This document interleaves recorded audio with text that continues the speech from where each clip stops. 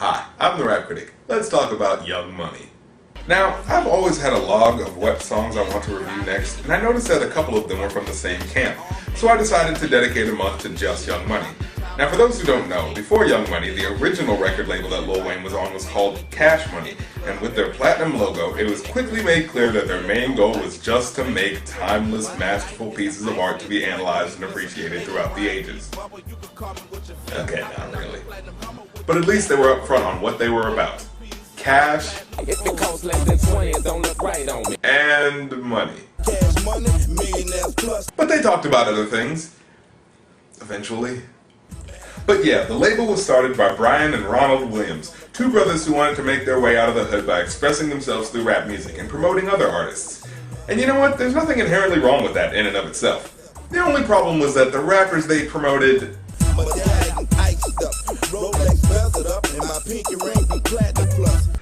well, know your haters can't believe that. Can't wait to see your buster's face when you see that. Man, look at that. These guys were not lyricists.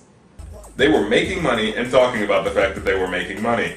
But hey, it paid off, seeing that Birdman is apparently worth about $100 million according to Forbes, which is odd because despite being the co-founder and CEO of his own label, his own albums don't seem to do that well. Not since his first album has any of his solo efforts managed to even go gold yet. Now I know what you're thinking, and no, I'm not going to make a Harvey Birdman joke.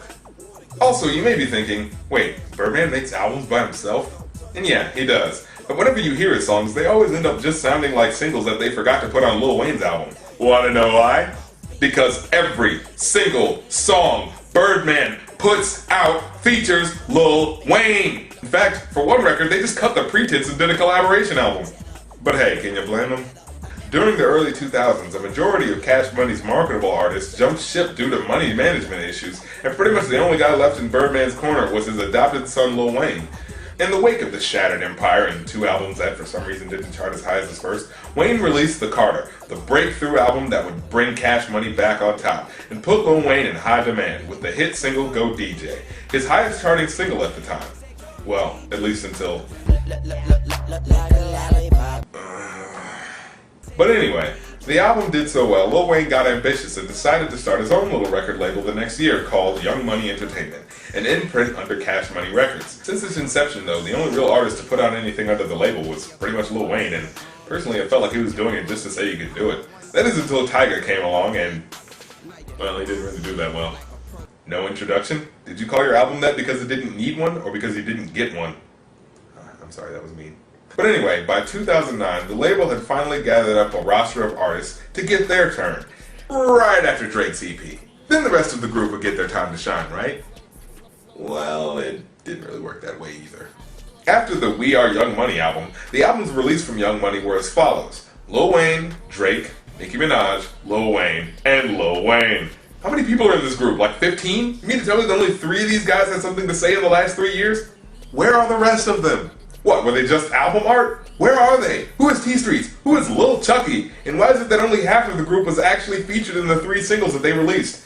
I mean, say what you will about the Wu-Tang Clan, but at least all of them at one point or another were given FaceTime for their own verses in their music videos. Also, don't say what you will about the Wu-Tang Clan. Speak an unkind word and you will get slapped. But anyways, the question remains, does this new generation of rappers on Cash Money live up to the...